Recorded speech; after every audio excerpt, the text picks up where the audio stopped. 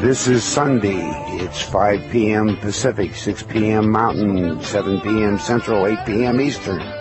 Therefore, it's time for Healings and Meditations with Frank Jordan and the EMTT group. So hang on, folks. We'll be right back.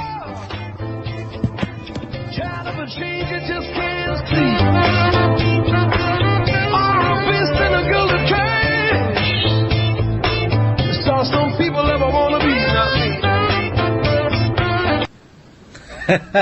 me. Well, that's Dave's new jingle for the Healings and Meditations. Not sure if we'll stick to exactly that, but we might put the phone number in and things like that. Anyway, good evening. It's June the 8th, 2014. Healings and Meditations with Frank Jordan and the Earthmind Think Tank group. Frank, how are you doing today?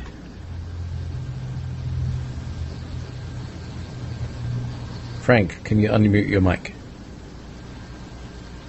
Sorry about that. I have more good discussions with myself that way.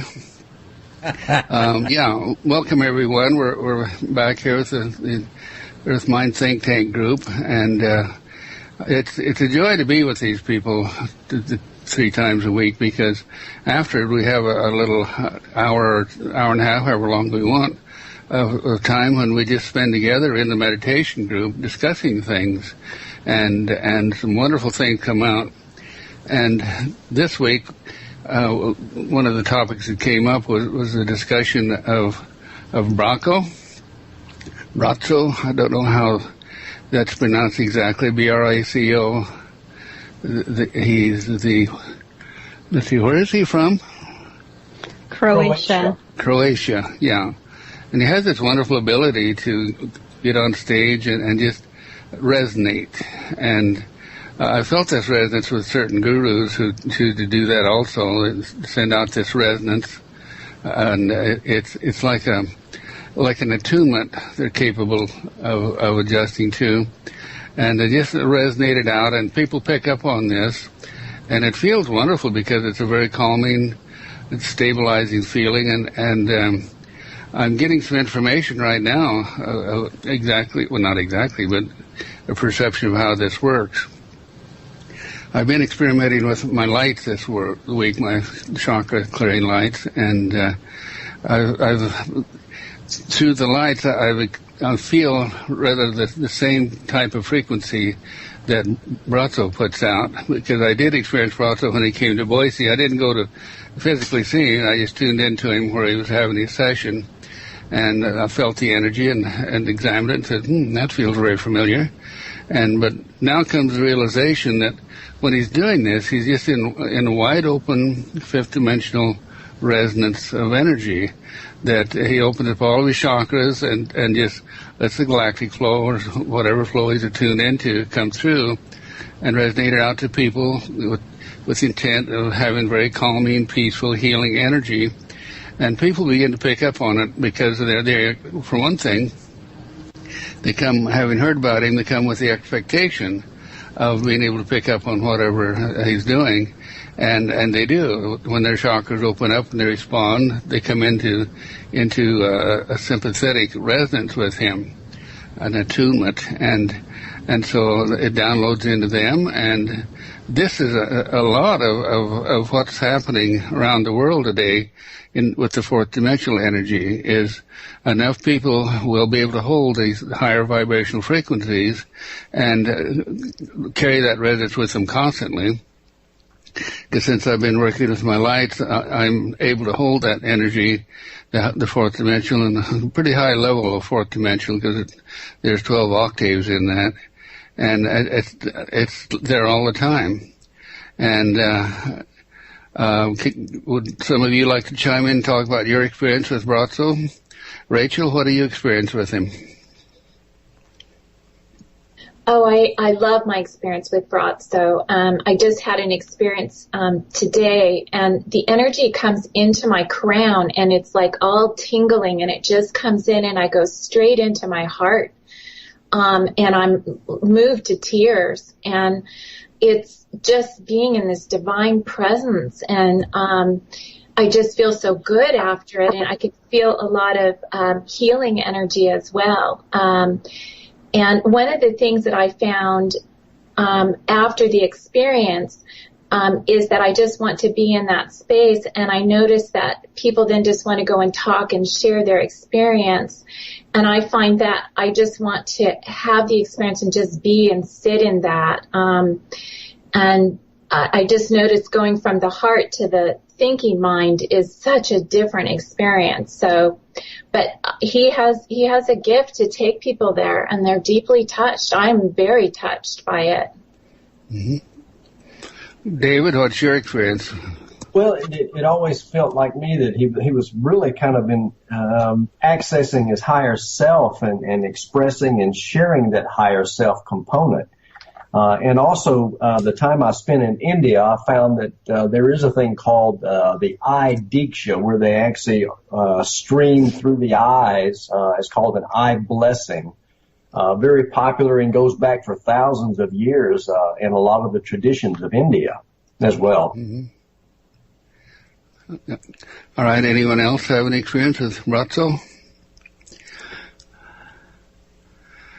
What I'm experiencing as we're talking about this is I'm just letting my awareness go out and pick up on the energy source that you're talking about. And I feel it flowing through me right now, coming through, and it's interesting to me because it's not too much different than what we experience with our group mind consciousness when we do the healing work. We initiate this with the call, such as we're doing right now with the Earth Mind Think Tank group, and we come into that common resonance. And as these frequencies intensify within us, they resonate out to anyone who is listening out there. And certainly if they were in the same room, I know they could feel it, because I had this experience when I was in Canada not too long ago.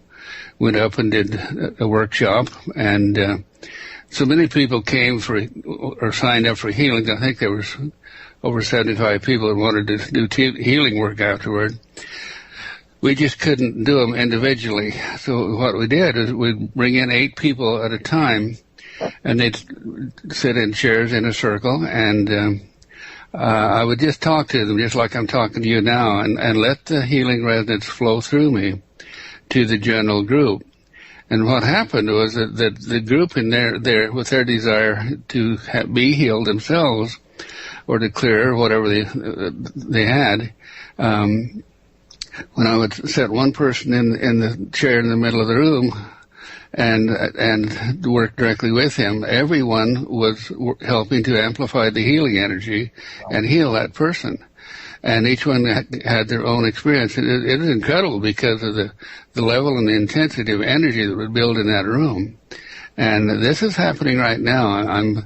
I'm resonating this out to our Earth Mind Think Tank group, and right on out through the airways. Can you feel the energy group?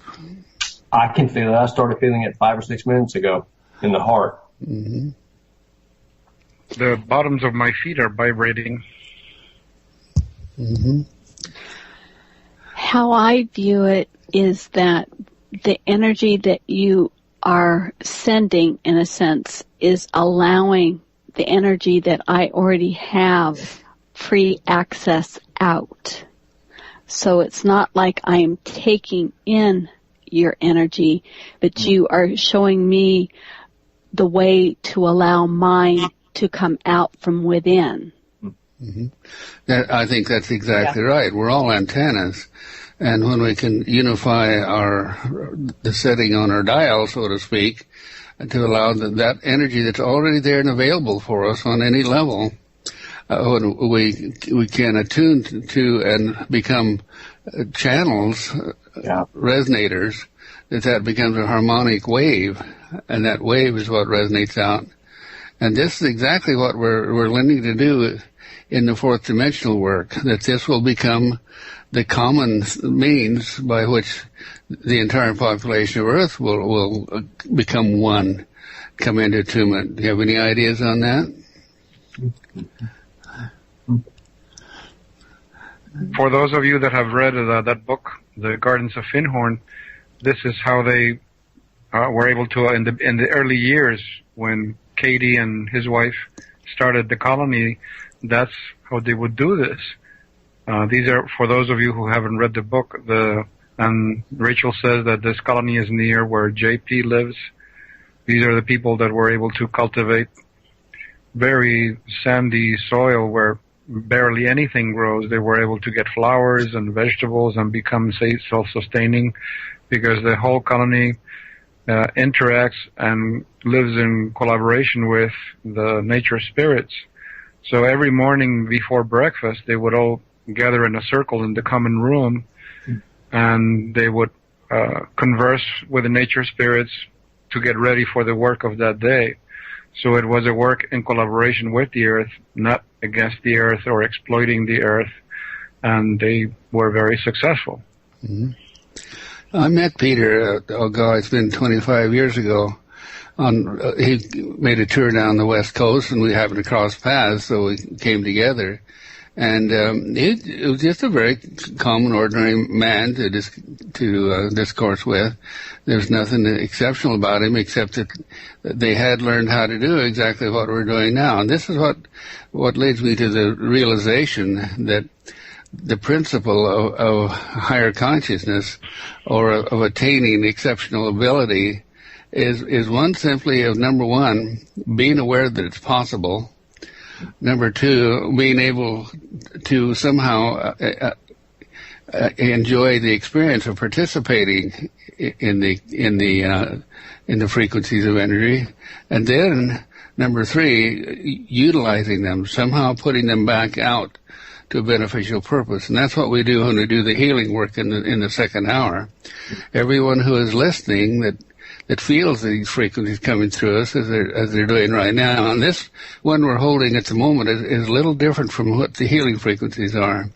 I'm feeling this coming, like you said, Catherine, more right through the top of your head and out, rather than through the back of the head, as I experienced it when the galactics come in through us. And so as we learn and apply and use these energies with awareness, we strengthen the ability to do this. And I think this is something that's common to all humans.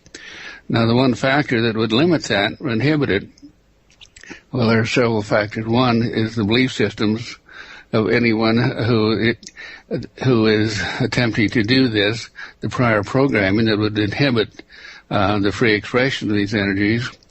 And number two, the limitation of whether they truly think they can do it or not. You have to feel and know that this is possible, number one, and that you can do it, and three, practice it in order to do these things. What do you say, JP? What's happened in your experience? In looking at the nature spirits, I indeed told Dorothy and Eileen to go and get some kelp from the sea, which is in the beach near where we were, and it turns out to be exactly what the villagers have been doing for all these years anyway. But that's how you deal with sandy soil. You dig the kelp into it. There's the seaweed that comes in, but it comes at a particular time of year. So they did need some guidance to get that. So when they gathered the kelp in the spring, they dig it into the soil, and then it gives great feeding and great drainage as well. Are the Findhorn Gardens still operational? Oh yes, and people come there and they pay Findhorn for the privilege of gardening it. Mm-hmm. Well, that's any farmer's dream, isn't it? Getting free help. That's why they have so many kids. That's right. Well, they also now have a thing called the WWOOF, Willing Workers on Organic Farms, and I think you might have it in the States as well. And they call them woofers. You know, they got a whole load of woofers down at the farm. Because I have a couple of friends who run little organic nano farms, micro farms. I say that I run a nano farm. I've got chickens. That's it. But it's a kind of microcosm of the farm that I'm in, because I'm in a beef farm. Mm-hmm. So, what was your question, Frank? I'm waiting for it. Well, I think the question would be is how can we inspire people to self-realization that these are natural skills, and how can we release the pattern programming thinking that we have to go to the store to buy our produce rather than simply walking into our backyard or into a communal center somewhere in a neighborhood garden, and by participating and sharing our energy with the divas, and certainly some manual labor, perhaps, move closer to being in dominion. Well, this is a very, very interesting point. And Forres, which is the town nearest to Findhorn, has always been a little ambivalent towards the kind of crazy hippies up there. But what they've now started doing, and I have to put a little bit of claim in there, because a couple of years ago I went up to the lady watering the flowers. I said, every year you do these amazing flower shows.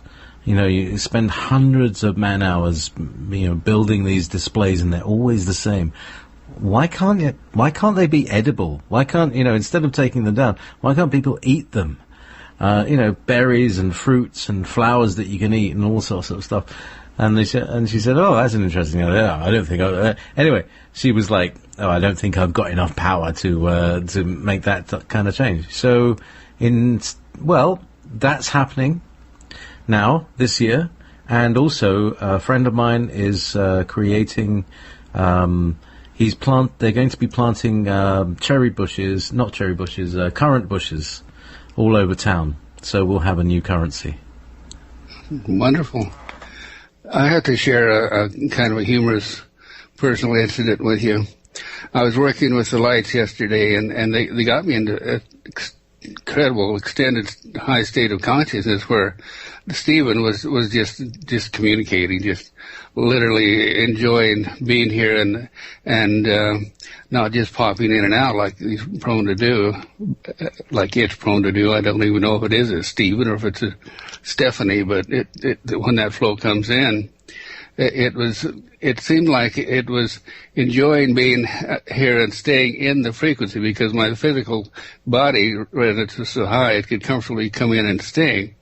And I'd been putting off going grocery shopping, so I had to go get some groceries if I was going to survive. So I went to the store, and if you want to have an interesting experience, take your alien shopping sometime. Because it seemed like he wanted to sample everything there that was not in his realm of reference, whatever his source was. And so there was quite a struggle between Frank and Stephen, and Francis just stood aside and chuckled and watching this happen. And so when we finally got the groceries, we're heading out, we went past the area where they have potted flowers for sale and whatnot. And Stephen wanted to stop and eat the flowers.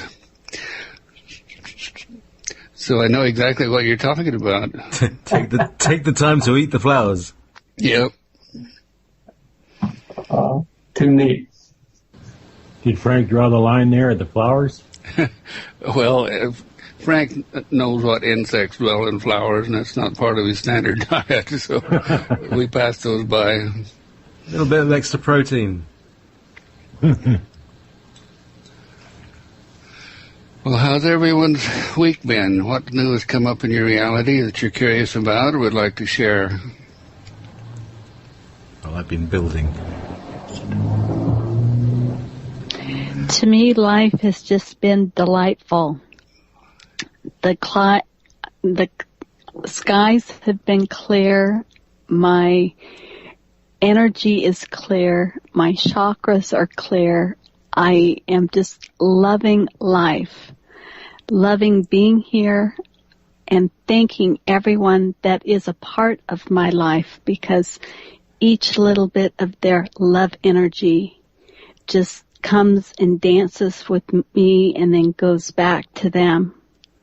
Life is beautiful. And I'm tuning into you. I have this eternal feeling of now. there's no past, no future. Everything is existing now with you. And the cycles of the day and night may change, and the weather patterns may change, but you are coming back into the familiar form of your fifth dimensional reality, where everything exists in the now. And the passage of time, it really doesn't exist, because everything just is an ongoing experience of what do we want to do now? And as we choose and select our experience, or whatever needs we have to maintain the physical body. Of course, in the fifth and sixth, the physical body is not there anyway, unless we choose to have it there. And so, what do you feel about that? Perfect. And I've always struggled at how to explain what I do know. And that is just it, that the physical, the tactile is not foremost in that. It's how Rachel said earlier, that it's the feelings, the emotions, the energy, and I choose the energy of love and joy. And that is my conscious choice to sit and be in love and joy and gratitude. And in the ongoing reality of now, you have the realization that next moment of now is already there. It's already forming. It's not something that has to be manifested in this moment by choices, but if we do choose to make a decision or a choice, we alter that reality. But if we choose to just experience what nature is creating around us in their moment of now, the devas that hold the form of reality, or what other people or beings or creatures or living things with DNA, how they choose to experience their moment of now and this manifestation of form that is our reality. I can tune in perfectly and equate with you on that incredible joy of simply being in this moment and being free of responsibility or knowing that you have to do anything to make that next moment appear. Yes, if you set up the moments, the days take care of themselves. Mm-hmm. I'm going to read something that will fit in here. One little expectation can detour the divine plan because your ego had to fulfill a need that the real you didn't need at all. And that's how I am living today. What you're defining is the difference between the third dimension and the fourth, where in the third dimension we have to make everything happen, or by our programming we have to dominate everything happen, so our ego choices and desires and will be satisfied, and that's coming from the fear center of not trusting that everything will manifest and appear as we need it. Right? Correct. As we move into the fourth dimension, which is the state of resonance that we're feeling now, and we'll do a Bratza thing right now. Just open your awareness in the top of your head, your chakra system, and just focus your total point of attention, not just in the conscious reasoning center of your head, but step back a little further in the extended consciousness of the subconscious mind, and allow your awareness to extend down through the chakra system, so that everything in your self-manifested creative reality is in a state of now.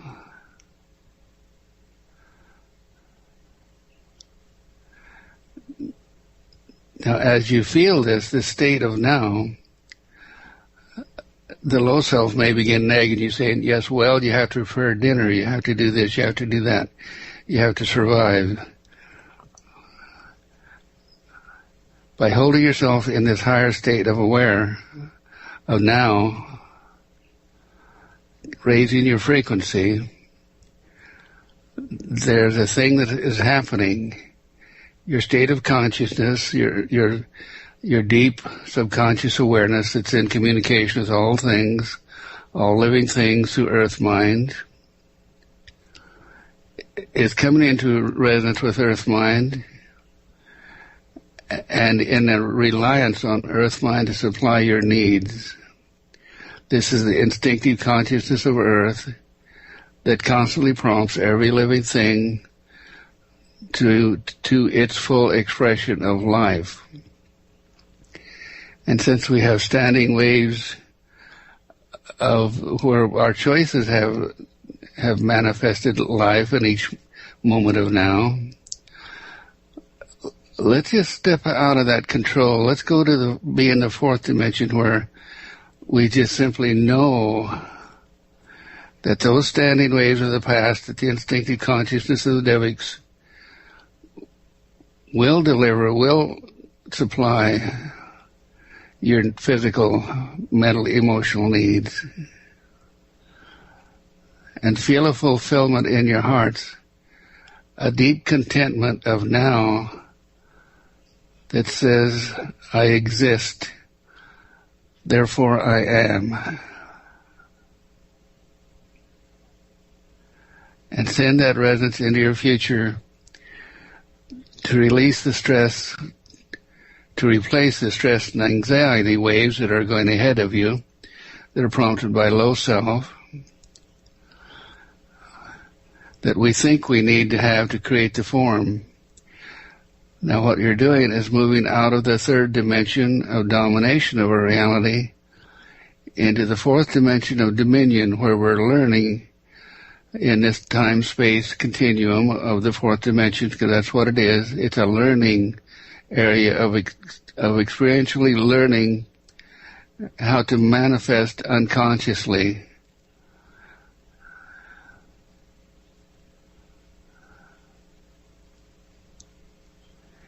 Feel that incredible moment of now in resonance with the Devic forms that hold your reality in form.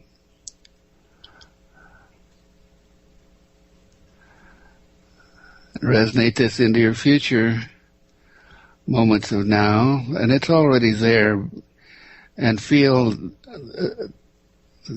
peace and harmony and dominion come into your lives by releasing the stress of the low self, prompting you to produce.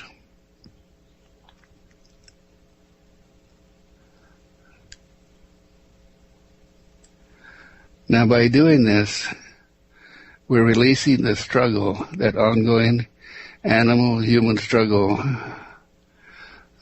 that prompts us to manifest or to create, to actually physically manifest everything around us, and come into the realization of what a deer in the forest knows, that the annual cycles are always there to produce the rain, to grow the grass, become that deer in the forest, knowing that no matter what your needs are, they will appear at the time to more greatly benefit your experience in life.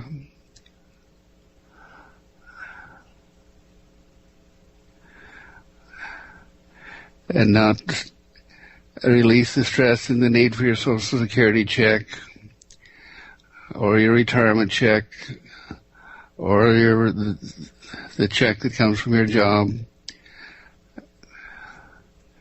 Come into the realization that in the fourth, progressing into the fifth dimension, through your choices of experience is what decrees what you do to become the co-creator in life, rather than having the dependence on the domination of life for your experience. As you co-create, so shall you receive.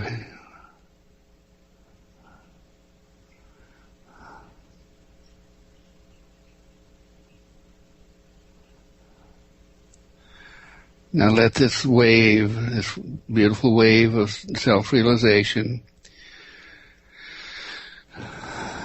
move out through our group mind consciousness, and over the airways, out into the world, releasing the stress that holds the domination of the third dimension, learning the lesson that God will provide if you allow the nature force, which is God in expression,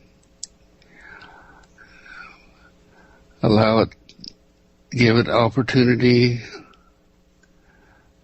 and you do this from the 0 point in your heart, this pure absolute knowing that your livelihood, your enjoyment of life, what you choose to experience will be there for you, becoming the co-creators with all the other beings and creatures that are enjoying life and co-creating, so that your needs will be fulfilled, fully filled and abundant.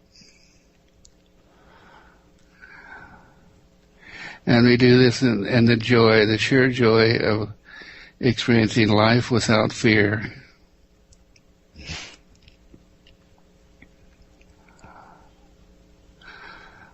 Now take time every day to come back to this point, which is resonating forward with you and strengthening, reaffirming that this is who you really are, this is what you came to Earth to learn, and this is how we are creating the fourth dimension by experiencing it,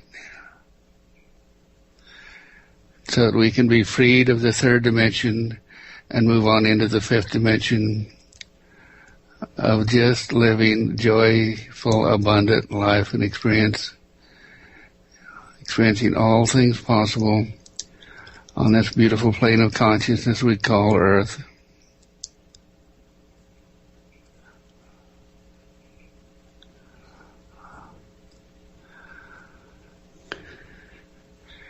And so it is. Whoa, how does that feel? Beautiful. I didn't know this, that now actually sings a song. That's the first one for me. I'm sure Catherine is used to it by now. Oh yeah, she's a living expression of love in now. Love is all things.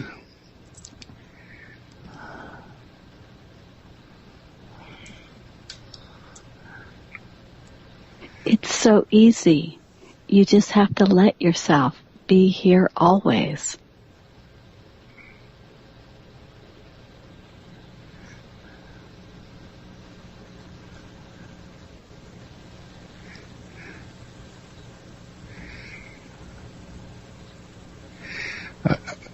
It's so joyful to project to Catherine and sit with her on her back porch, which the bank of the Willamette River is right, it's the Santiam River is right at her feet, and see all of nature expressing before her there. Listen to the sound of the water. And this has been her meditation, is listening to nature for the last, 18 years, Catherine? At least. Mm-hmm.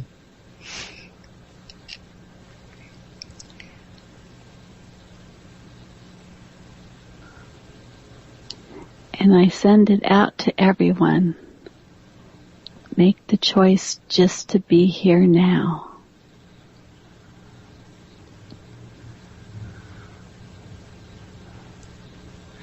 And this is what Bratzo is sending through his stare, his frequencies.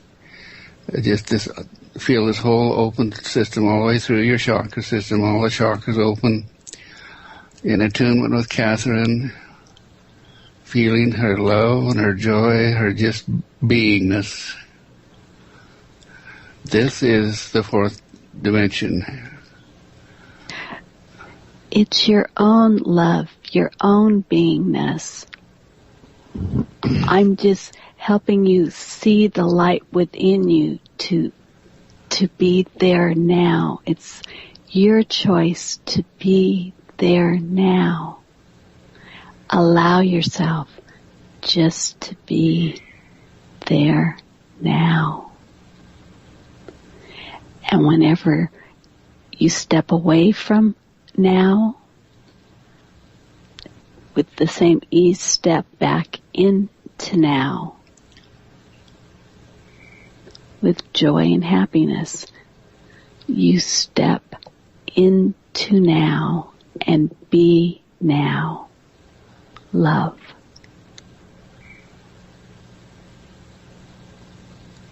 Now is the only place you can actually live. You can project into the future or the past, but you don't live there. Your body's not there. So you're kind of split up.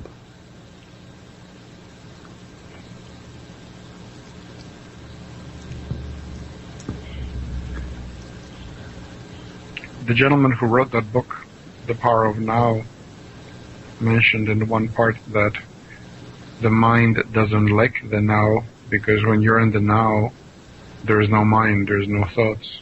Exactly. So it needs to entertain itself, projecting to the past, projecting to the future, to keep itself busy. Exactly. That's exactly right. When I'm in my high state and holding it, the thoughts are just little flittering through my mind, but there's a state of awareness. It is aware of everything that I choose to point my attention to. And that is the self-realization that in the higher fourth dimensional reality we're striving to achieve, is to let go of the reliance on the conscious mind and that prompting, nagging low self, and rely on the high self, realizing that in that higher state of consciousness, and you're well aware of this, Catherine, you move your awareness around and everything is there, and the focus of your point of attention is what brings that manifestation into form, that is riding the standing waves of everything that has been created through the 0 point. And there's no time or space. You can move as far forward or back as you want within that. So just for fun, let's let Rich take us to the Hawaiian Islands again. Astral traveling, releasing the soul to be free. This is one way of achieving that.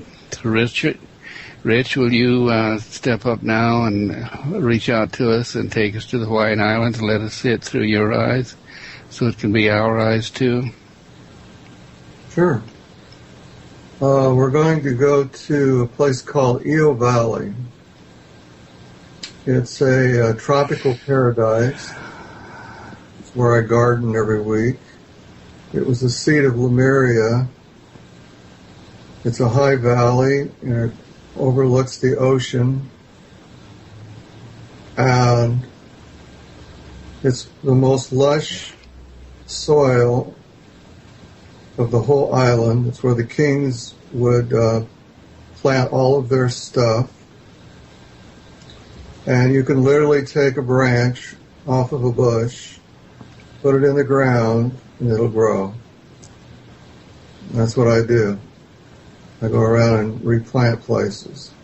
So I want you to feel this incredible energy here. It's just,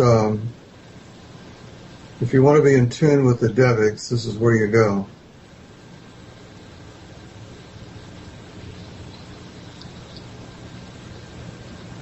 So I'm inviting the Hawaiian ancestors to greet us with open arms. And they say we're welcome. So just open your heart up and feel this incredible energy here.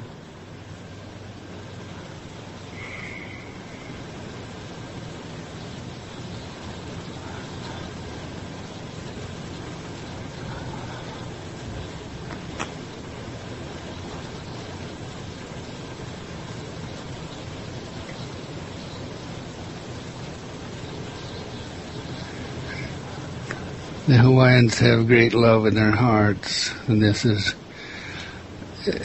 why they are in such direct contact with the devas and can communicate the love and joy of life so strongly.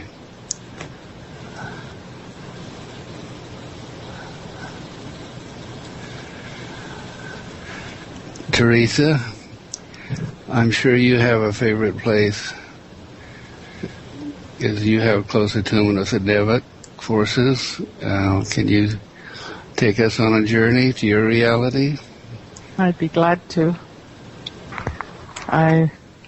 One of my favorite places is on the Georgian Bay, which is the west coast of the Great Lakes, off of Lake Huron. And I want you to imagine that you're in a boat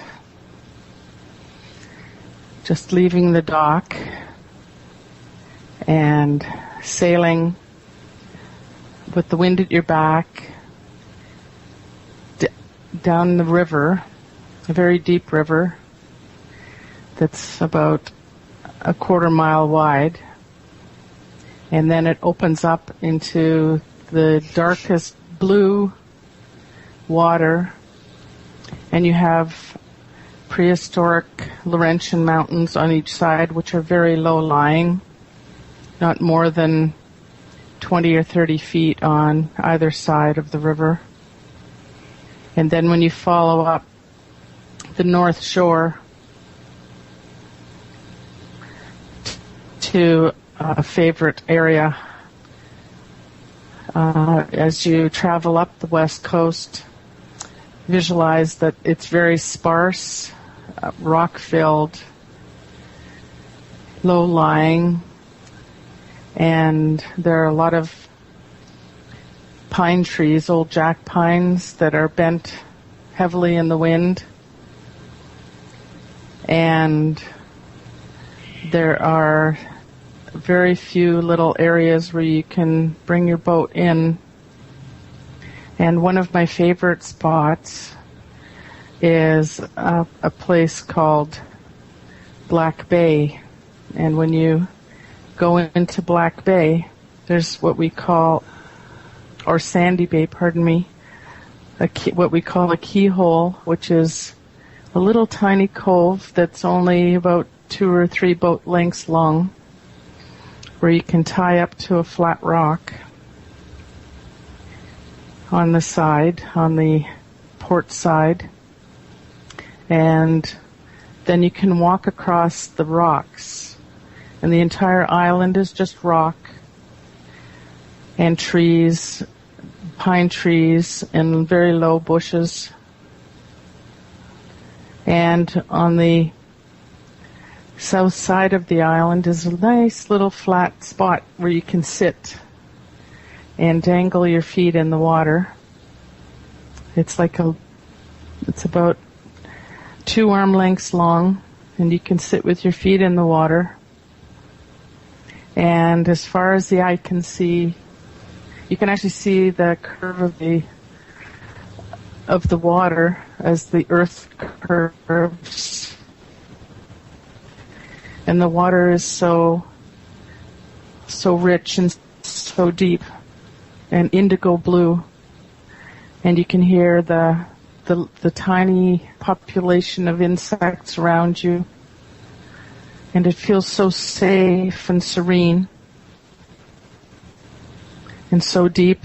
And there's a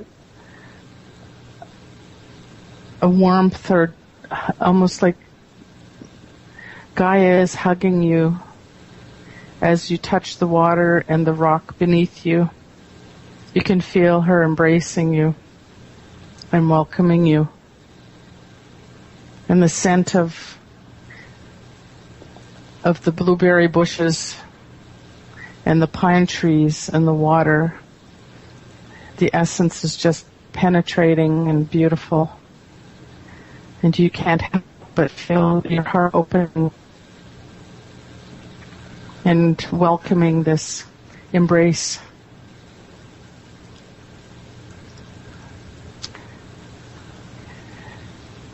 And just being in that depth of love and deep within the heart of Gaia. There is no embrace deeper or wider. And so it is. Thank you, Teresa.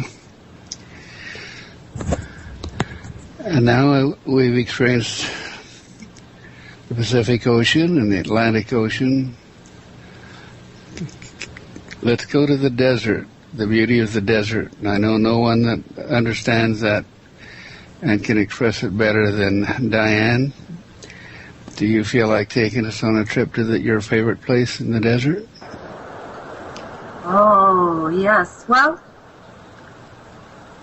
I think actually it would have to be a trail that goes up to the top of Mount Whitney. That's in the Sierras, the Sierra Nevada range. And you have to drive through the hottest part of the Mojave Desert. And you drive and drive to get to the foothills. And you can see that the sky is changing as you go. As you drive up the windy road to get to the base of the mountain. It's just... It's a beautiful view as you see the top of the mountain. But as you get closer and closer to the start of the trail, you can't see the top anymore until you're almost to the end of the trail at the very, very top. But the place that's the most beautiful is above the tree line when you get to 12,000 feet and there's nothing but granite and the most beautiful smell of ozone. The air is so pure, it really literally takes your breath away, not just because of the altitude. It just is stunning. The color is the deepest blue bordering on purple. It's clear and it's clean and the stones are bright, clear, just white and silver.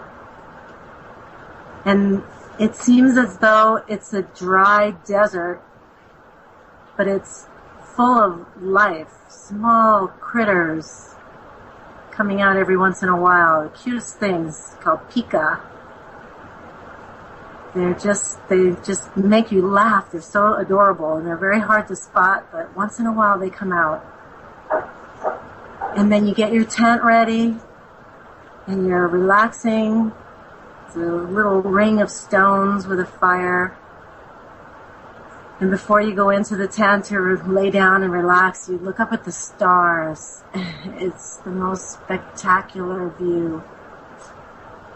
And it's in August, and the Perseid meteor shower is occurring. We're going through the field of meteorites. And they're so huge, and they're flying by. And it looks like they're going to hit the ground on the other side of the camp area. But it's just an illusion. But it's just so clear, clean, bright, and uplifting. It's just a marvelous place. And I can always pull that feeling from my heart whenever I think of it, even though it's been years since I've been. Thank you. That was beautiful. Thank you. Everyone has a special place, a place that is an anchor point into the physical reality. And it's well occasionally to do just what we just did, is to go back to your anchor point.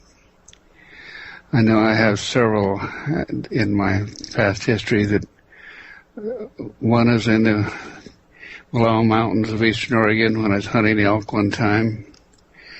We climbed and climbed and climbed and climbed to get up to the top of Hummingbird Mountain. And just to the east is a tremendous gorge, glacier gorge coming off of the mountains, which are probably 12 or 14,000 feet high. And it is just like being in the Alps. And there's a little quiet lake, a glacier lake nearby. And the wind, you can feel the wind blowing through the very sparse timber that's at that elevation. And yet there's an awareness that life is all about you. Everything is living life. And as I looked across the valley, across the canyon, there's a mist blowing through, a light rain, and a rainbow formed in the mist. That rainbow held all the frequencies of our visual reality that we experience. And I encompassed that in my heart, and that's the vision I have of no matter what our focus is, the physical reality where we're at. Really, if you expand the vision to the energy that is there, it's an incredible rainbow of colors and frequencies and fluctuations, all creating an ongoing reality. And I know that place is exactly the same and has been exactly the same for thousands of years and will be the same for thousands of years in the future. And any changes that occur just add to the beauty. And it's timeless, just as Earth is timeless. And we're here to enjoy every moment of our experience. And so it is.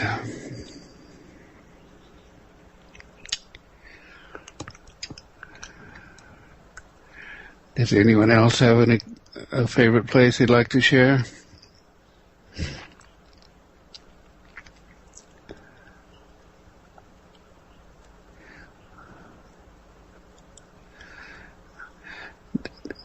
Now notice the feeling in yourselves, the feeling of open, expanded awareness, encompassing everything as one.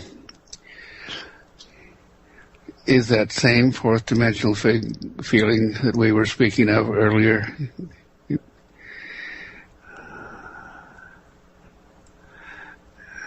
Where there's no focus on any problems. There just is nothing there but delightful experience of life around you. And that is being in dominion.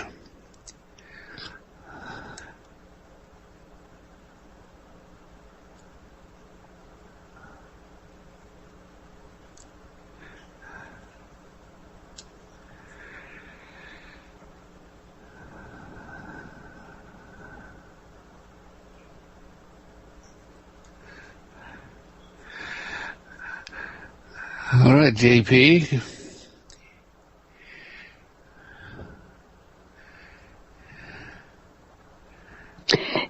You know, Frank, I believe that everyone has been in this state.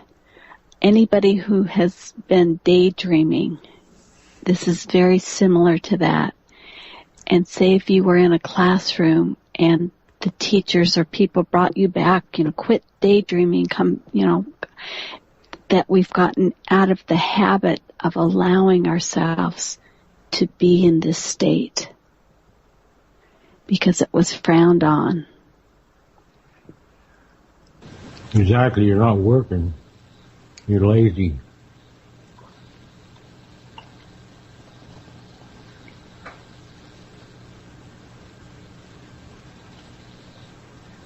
Well, I grew up daydreaming because ever since the earliest age, I did not understand this world. I did not understand the people. I did not understand why they did what they did or why they thought the way they thought. So even before I learned to read and write, the majority of the day, as long as nobody was engaging me in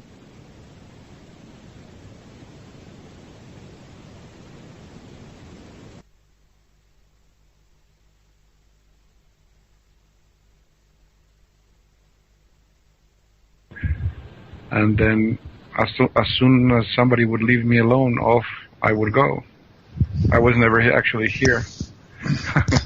Mm-hmm. I can remember in about second or third grade being called to school for a conference with my parents because I was daydreaming and completely off somewhere else and not engaged in their little structured class environment. Yeah. I had to try and cure that. Right. I presume they were unsuccessful. Did you ever see the film, the Pink Floyd film, The Wall? Yeah. The kids being dropped into the giant meat grinder? Mm-hmm. I saw them play it in Another brick in the 1979. wall. I saw them in Earl's Court in 1979 to play that big show. Fantastic. What a Yeah, spectacle. I saw them at Giant Stadium in New Jersey. So, let's take a break, and it's time for your Van Morrison, I think. I was hoping for Pink Floyd. Van the Man? Some Yeah. Floyd. Hang on, I see if I can put some Floyd. Well, Floyd, would Welcome you to like- the machine. Welcome to the machine. Welcome to the machine. Wow. Okay. Rock. Let's see. Let's check my Pink Floyd. Where are Pink Floyd? What was the name? No, wasn't it Wish You Were Here? It's Dark Side of the Moon. No, it's Wish You Were Here. There Oh, we go. yeah. There we go. What an album. Welcome back. Welcome to the machine. Welcome back from the machine to the Earthmind think tank group, fronted by Frank Jordan. How are you? Yes, wasn't that a very pleasant thing we just experienced in our in the lesson teaching portion of the program? And let's think about the lesson that we learned, or which wasn't a lesson at all. It was a remembering, a self-realization that it's okay to dream. It's not only okay and all right to dream, it's mandatory. Because dreaming is what creates our reality around us, which is just an expanded physical manifestation of our dreams. And as we dream, so shall we become. So as we dream and function and explore things that we enjoy, that are appealing to us, and our souls literally prompting us to better our lives by dreaming more and experiencing better things. So are we led in our process of life, in experiencing life, enjoying life, rather than floundering our way through life, being driven by life and subjective to it. We can be the co-creators and the manifestors of another dimension, another reality, another life, and that's where we're going. That's what it's all about. Any ideas?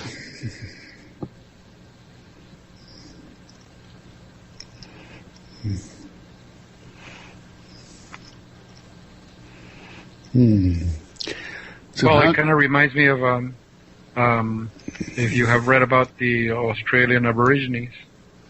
For them, dreamtime was a critical component of life. If you didn't have proper dreamtime, then things were not working correctly. There is a great book out there called "The People of Ata Await You," and I'm not going to tell you the story how it gets to where it gets, but the main character, he doesn't understand how he ends up living with these people in this village in an island in the middle of nowhere. And the first thing everybody sleeps, different groups sleep in a communal hut. And the first thing they do when they wake up in the morning is they'll sit in pairs and tell each other their dream. That's this ceremony or activity is never skipped. As soon as you wake up, you look at the person next to you and you tell them what you dreamt. And in turn, they will tell you what you dreamt. And the thing that they hope to get is that years ago they had what they called a waking dreamer, somebody who was awake, but it didn't matter, he was dreaming. And this person was very important to them because every time there was a problem, he was able to tell them how to resolve it because he was dreaming all the time. So one time food was very short in the island. They didn't know what to do. So he told them, let everybody feed everybody else. So among these people, you never pick up a plate of food and take it to your mouth. What you do is you take a plate of food and you put it in your neighbor's mouth, and he'll do the same to you. So he saw this among these people. Nobody would put a piece of food to their own mouth. You pick up a bowl, whatever it is, you go to the nearest person to you and you put some food in their mouth, and they'll do the same to the next person, and so on and so forth. So when they did this, all the food that they had actually lasted them the winter, and they kept on this tradition. So they always wanted that character to come back to them, the waking dreamer. It's a wonderful, beautiful book, very inspiring. Mm-hmm. It's kind of like that book written, I think it was Marcia Malone, of her experience with the Aboriginals walking across Australia. Mm-hmm. And where they would do the same thing. They would tell each other their dreams in the morning, and then as they walk forward across the desert, they would know that whatever was required for that day would appear and be harvested by one or another, and then they would share it in the evening time as they crossed. And so out in this Aboriginal desert, where a white man couldn't survive for a week, these Aborigines could walk for months and be well cared for, because everyone with the one group mind conscious was taking care of everyone else. That's the most perfect illustration of dominion that I can think of. And that's what we want to create in our Garden Valley dream, as we bring it into form and create it, is that type of consciousness, so that there's never lack, because there's always abundance for all if it's shared equally and distributed. And the same way with nurturing and health and vitality. Whatever's required, it's theirs. And those who have skills in one form or another do their thing, whatever it is. Everyone contributes something to the community, and everyone receives back from the community. And it's a joyful thing, because there's not any really politicians or any need for policemen or armies or anything else. It's just abundance for all. And that's my dream of dominion. We've talked about dominion before and the elements of it and what would be, and by talking about it and focusing the dream forward, it creates the reality. So how do you guys see dominion expressing? This is Teresa here. I just spent the weekend at a workshop of, it was in energy medicine, and the gentleman that created the modality has spent the past 11 years creating it and using it, sharing it with people. And in the beginning, he expressed that he would charged people, minimal amounts of money for samples and bottles of this remedy.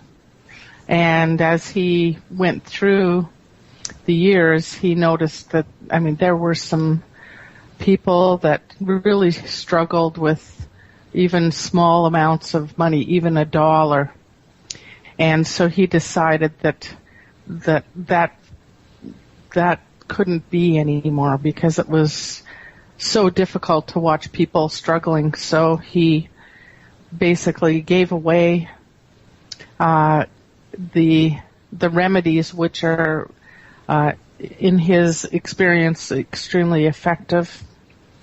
So he gives them away for free, and he asks people, he tells people that if you can pay what you can in exchange of energy, that would be great. If you cannot, then just pay it forward in the best way that you can. And he has, he's traveled all over the world doing this, and he's able to continue his research.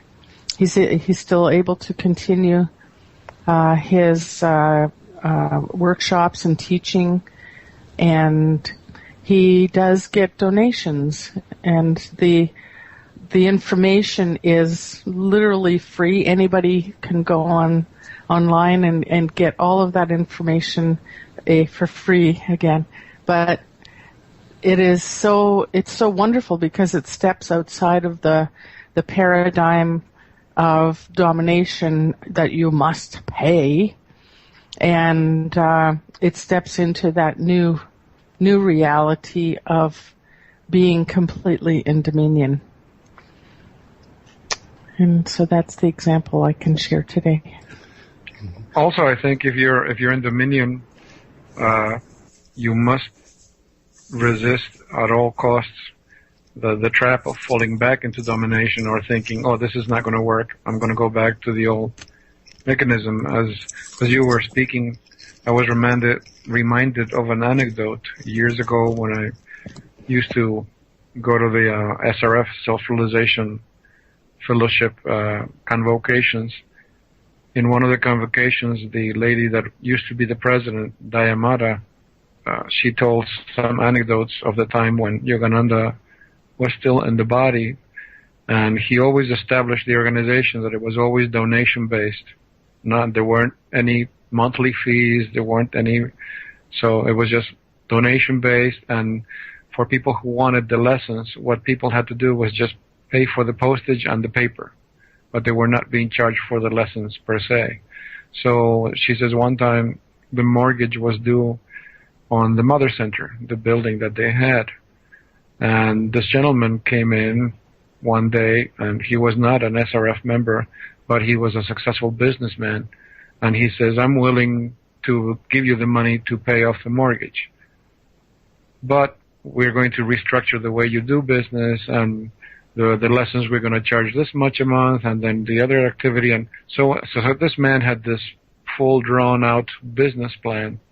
So Yogananda sat there very patiently and politely, listened to this gentleman's presentation, and at the end of the presentation he says, I'm sorry, but I will not compromise my ideals for anything. If I need to close Mother Center, it'll be closed.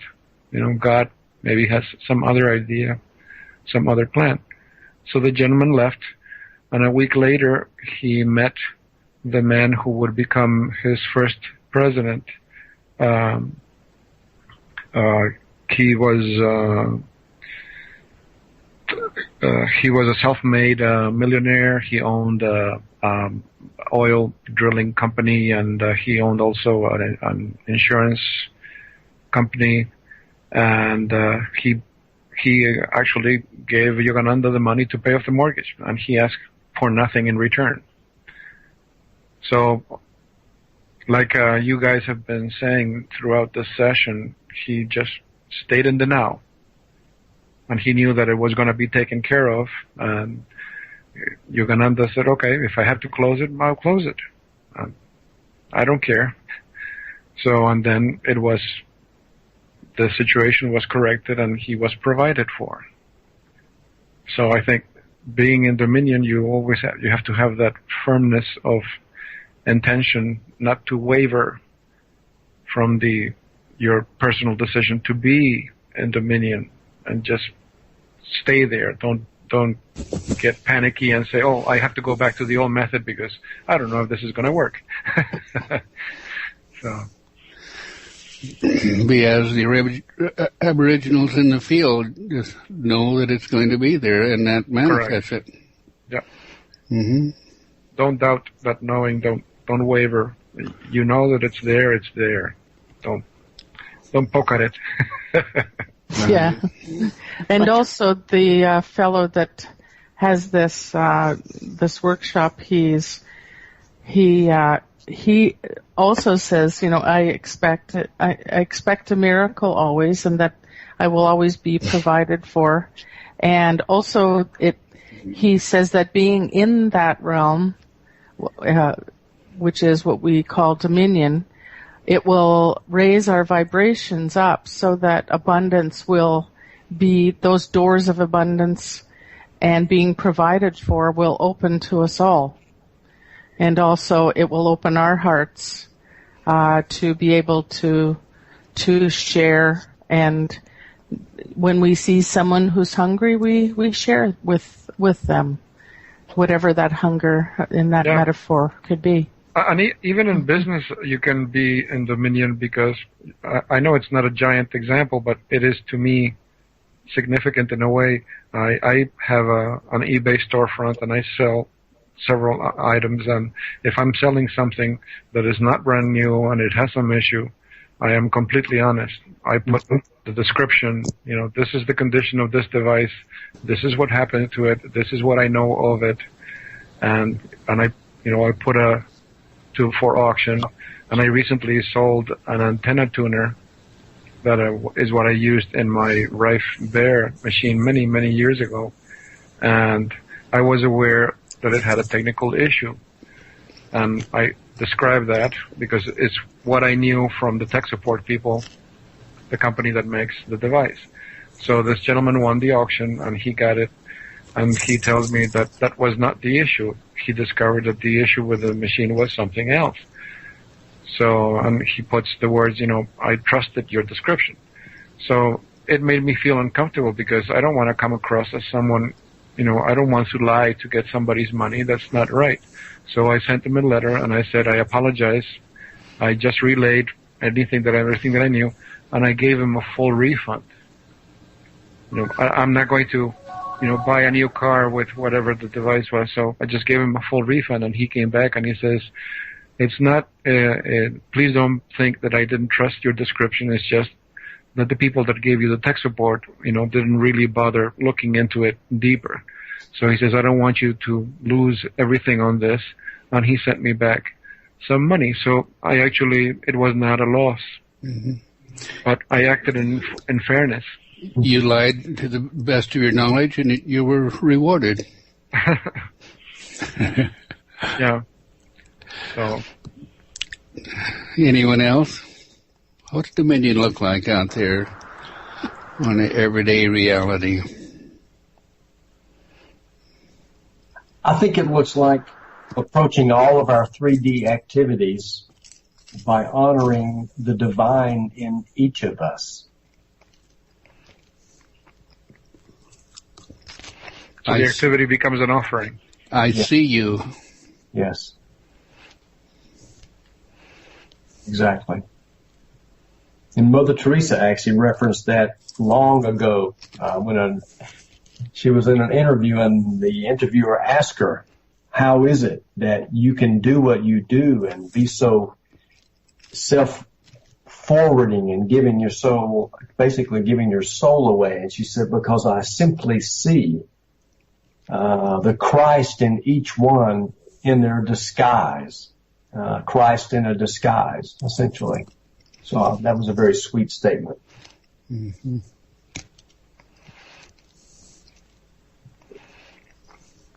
You live over there in Paradise, Rich. How do you see Dominion acting out in Hawaii?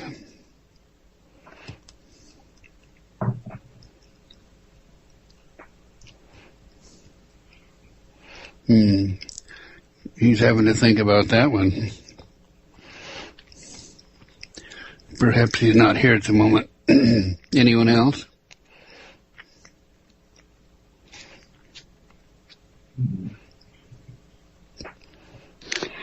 I love when you're at a four-way stop and nobody will go because they want the other person to go first. Insurance companies love it too. Well, it's been a very pleasant, enjoyable evening, and I hear the galactic sounds playing in the background. If we don't have any healing necessarily to do, or request, JP, perhaps we can inspire the galactics to give their opinion. Well, let's call the galactics and see what's going on. I was just going to check the... but before that, let's see, if you wish to have... well, Dave is in a heavy day, so we can always send some energy towards him. Actually, most of the what you'd call a light worker, most of the people that I know, suffering a terrible time. All sorts of ailments, a lot to do with possessions, and it's like the attacks have been stepping up. It's like the intensity of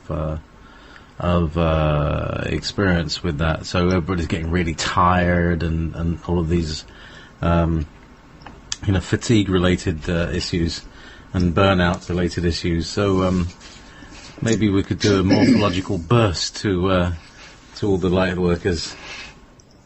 It occurs to me that each are being challenged according to their need, the need for self-realization, to recognize the weakness within themselves, or the lack of faith.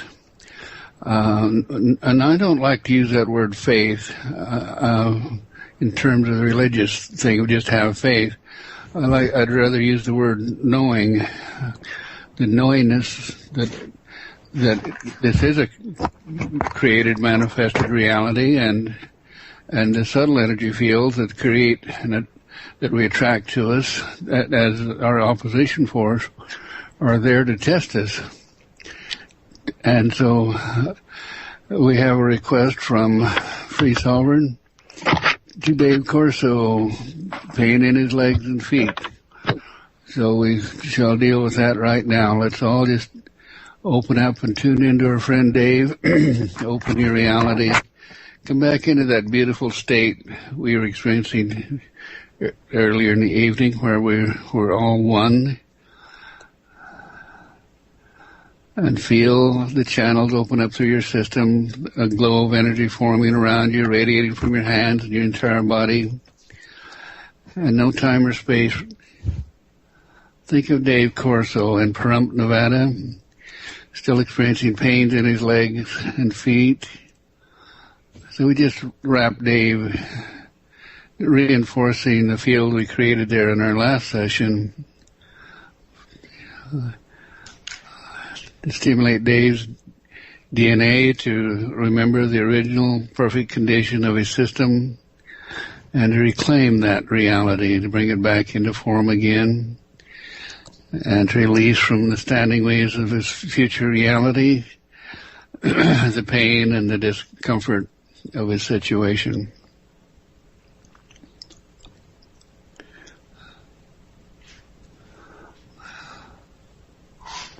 Through the power of the Christ within us, we see Dave in a perfect and normal condition.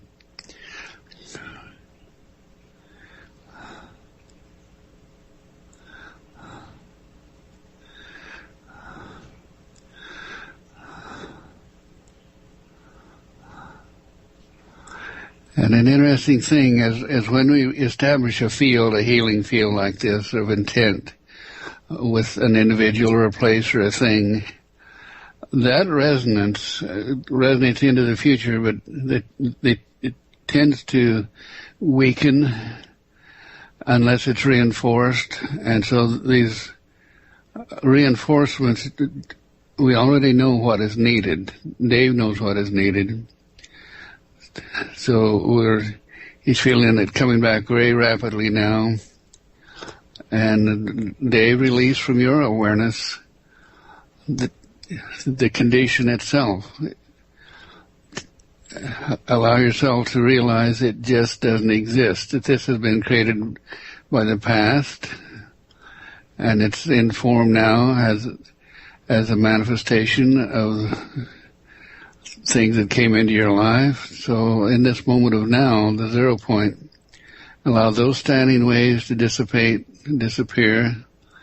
And through the power of the Christ within us, we see it manifesting your future in healthy, vital, healed condition.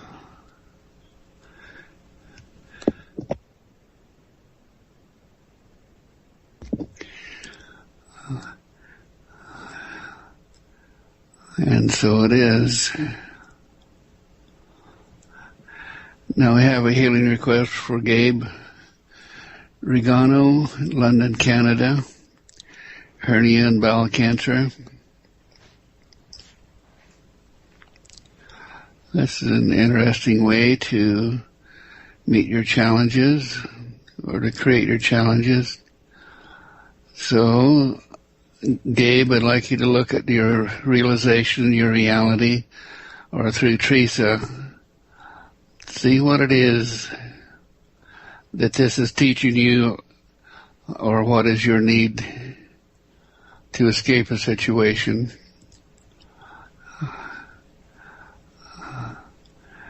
Realizing that all cancers are there because of a breakdown in your own immune system, and something within yourself has created this reality, and as you subconsciously create it in response to situations, you can eliminate it. Just as you eliminate everything from your bowel, eliminate the cancer. Just visualize it as we wrap energy around the hernia and around the bowel, transmuting the cancer condition into simply waste material that you can eliminate, just like you eliminate everything else that comes into your system through the power of the Christ within us. We see Gabe in the perfect and normal condition. And what is vitally important, Gabe, and if you're not listening, then Teresa will transmit this to you, is you must know in no uncertain terms that it is done, it is gone, it does not exist, and reach back in time and clear the standing waves of the situation, what you carried forward in waste, in things that was literally waste that you carried forward with you in your reality, in your life. Because our physical reality is simply a mirror and an expression of what we carry around us in our physical reality. And so it is. Now, I have a personal request to go to Joan in Reno, recovering from knee surgery. It's been very slow and painful and cranky. We wrap healing energy around that knee and telling the knee, loving the new knee replacement, accepting it as part of the human body, and thanking the doctors for their skill and expertise in being able to do things of this nature. We really honor them for what they can do and do. Through the power of the Christ within us, we see Joan's knee in the perfect and normal condition. She returning quickly to full physical ability. And we also extend this to her right knee, which is in difficulty because of excess strain on it from trying to favor the left knee. So we wrap her right knee in a counter-rotation field of manifestive healing energy, holding the potential, filling with unconditional love frequencies needed to heal her right knee. It's in a counter-rotation swirl around the knee. And we put a counter-rotation outside of that of the positive polarity energy, which carries the intent from Oversoul to balance the physical reality from Undersoul and to bring the manifestation into pure and perfect consciousness of a pure and perfect knee. Through the power of the Christ within us, we see Joan in the perfect and normal condition, returning back to us, healed and totally wonderful. She has such a beautiful self, a beautiful nature, that she gives nothing but love to everyone she encounters and experiences. And so this love comes back to her now in full form and force as healing energy to manifest a perfect reality. And so it is. All right.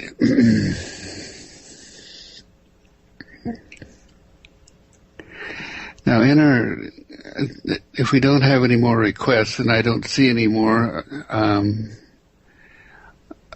let's do something special. When we moved into the reality in the last hour of our program of coming into the full awareness of this moment of now and how important and critical the perfection of this moment of now is to maintaining a desirable reality, I'd like to ask that Rachel do a tone to set that awareness not only in ourselves but out into the outer reality of the web and everywhere we reach, and through every computer connection, whether it's audible or not, to let the intent that everyone around the world experience as we did the total balance and fulfillment of dominion. Rachel, can you give us a tone that will set that into a standing wave as we add our power to it, that will bring dominion into the hearts and minds, carrying every human on earth toward the fourth dimension? Okay. Hale hane ho malena nema konye amanor hiye hiya hiye hiyale hihom ahom leho hale hom ahom nye Haleyor, Malone Kalamur, Yamana Enya ne, Yale Ature Amor, Shakile Amakohoni Nama.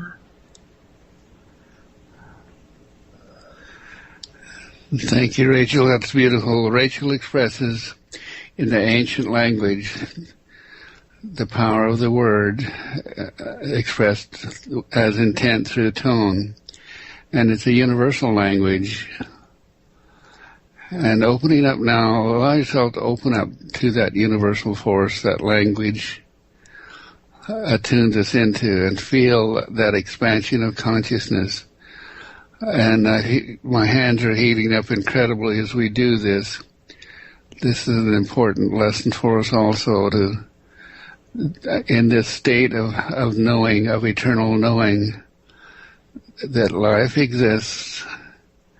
Life will continue to exist in spite or despite choices that are made by conscious, cognizant, reasoning beings. And that life is the evolutionary desire and will of the God force. So such expressions of intent in the universal word is a prayer in the state and mind of the God force consciousness. And it's expressed in pure unconditional love for everyone who might experience and download and acknowledge that.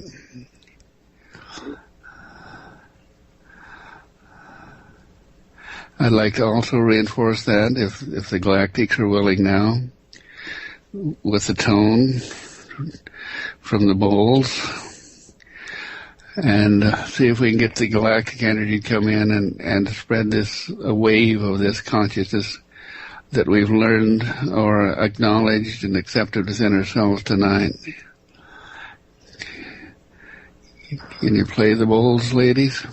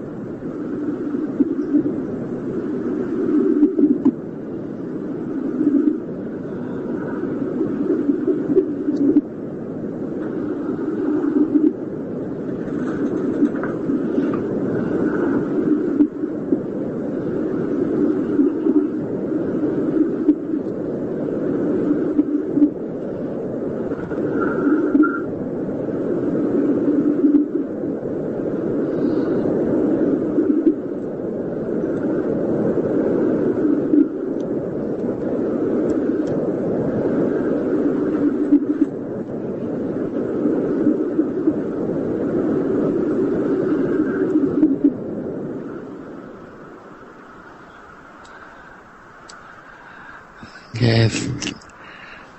Thank you, Galactics. And the lesson there is that when we give ourselves over to full, absolute listening with not a thought in our mind, the flows come through, because that means we're open to universal consciousness and the galactic flow. And they send the resonances of power and knowledge and ability for us to, it's like feeding on the tones. But the instant you allow your mind to start analyzing or getting into it or chattering, you interfere with those flows. I know myself, I have to stay in a total, wholly open state of listening. And if my mind wiggles even a little bit, the flows begin to diminish, and that's them telling us, now you got to pay attention. Stay focused so this can happen. And the more all of us learn to do that, the more we can learn to be in this incredible moment of now that we were discussing tonight. That is the full state of now. Now, I've never studied the Eastern religions or anything. I know nothing about them, but I know some of you have. And my curiosity, I've heard about the state of samadhi that they try to achieve. David, I know you've been to India. Is this what they're talking about in samadhi? I don't know about the samadhi, but the practice is in large measure being in the moment of now and recognizing that the past really doesn't exist and the future is truly not there. And to be in the now is to be in the only place that there really is. So yes, that's one of the major teachings. Mm-hmm. I think Walt may have a good feel for what samadhi is with his background. Well, samadhi is a state of consciousness. It's not a goal, not a place where you want to go and stay there forever. It is a state of consciousness, and it does engage the body, because based on Yogananda's description, when you enter samadhi, from his description and putting the pieces together based on what Frank and Rich teach, I realize now that the state of samadhi is when the low self joins the high self in that higher dimension, because as Yogananda describes it, when he would enter into samadhi, the energy at the base of the spine, all of it rushes up and just exits through the crown chakra, and his body goes into suspended animation. There's hardly any heartbeat to detect. There's no breathing detectable. That's why one of the first techniques that they teach you is what they call the Hong So technique. Hong So has two meanings in ancient Sanskrit.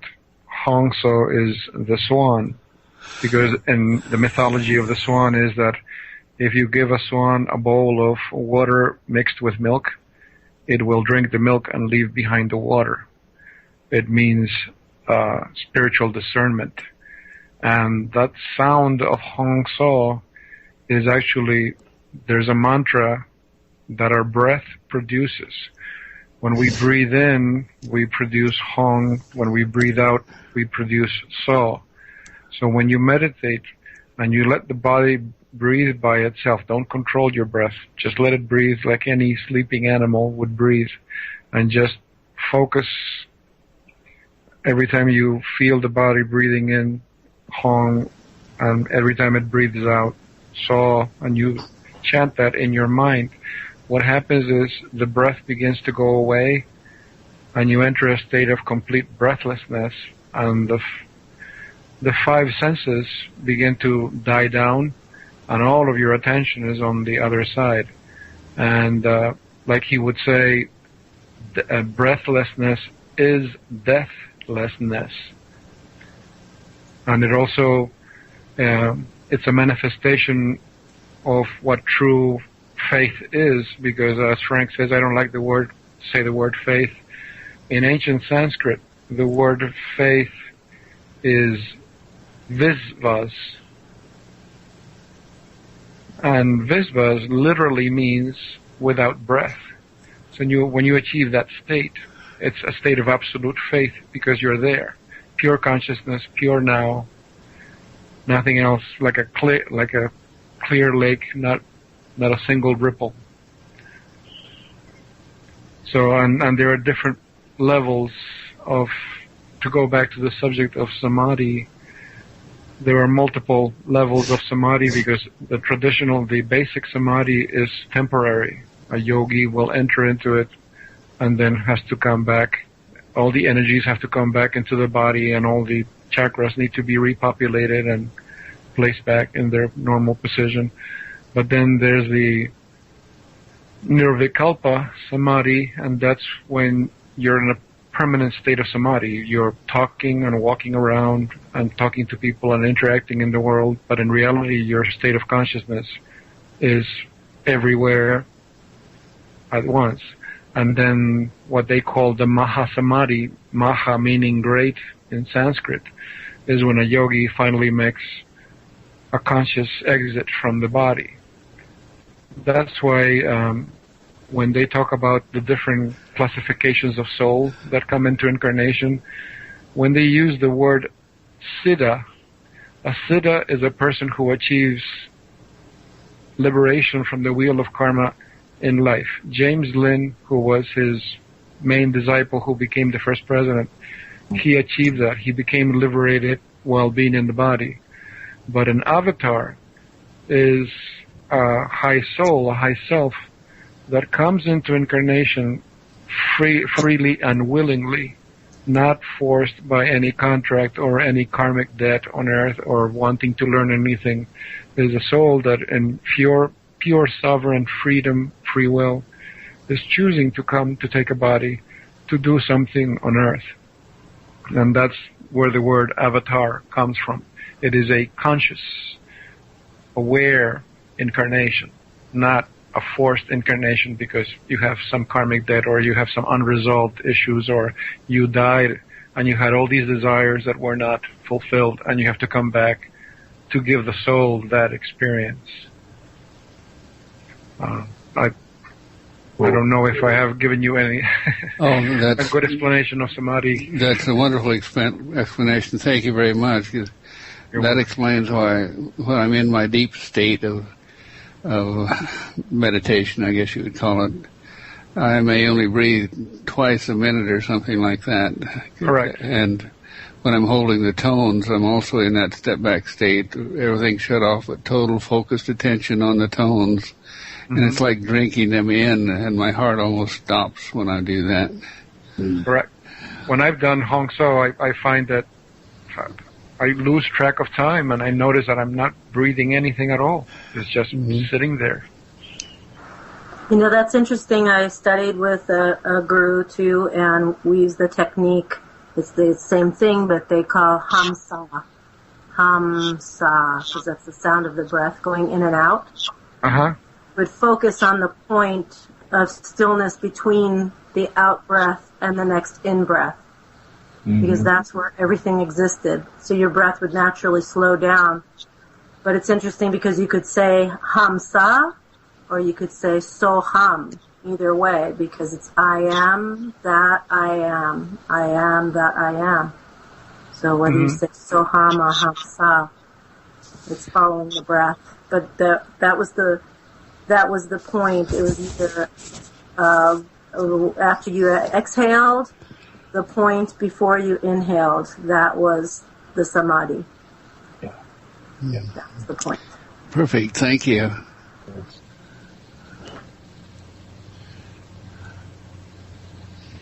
JP has a request.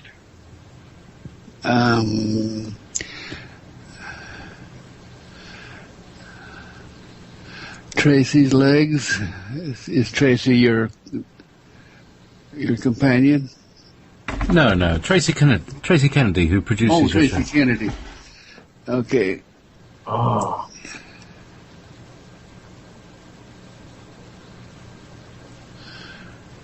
Well, we're all in a beautiful state here now. Let's just take this state of consciousness, which is almost, I would call it, samadhi state that we're in. Let's just wrap Tracy in that. And she understands and knows what is needed.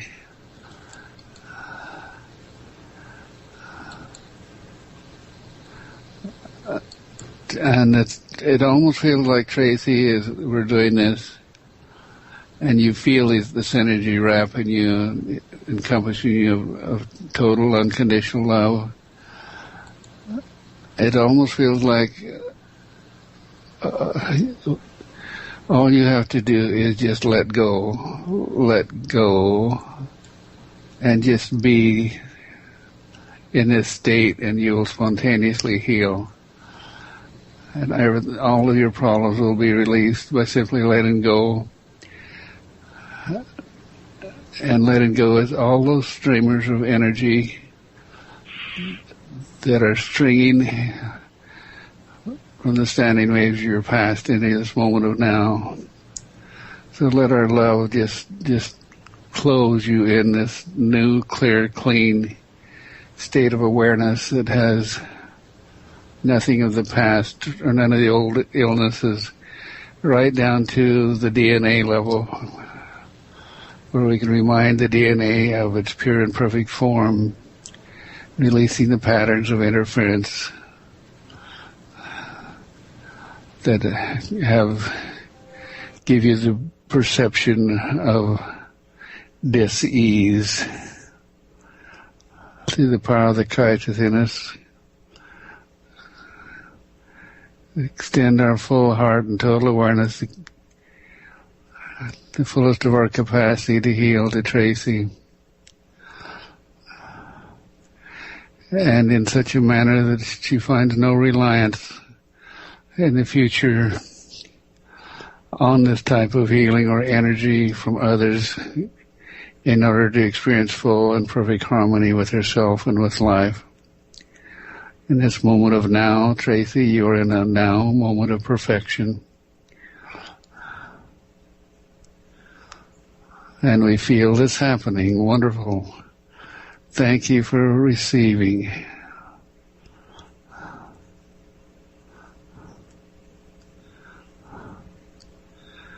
Well, that's about it.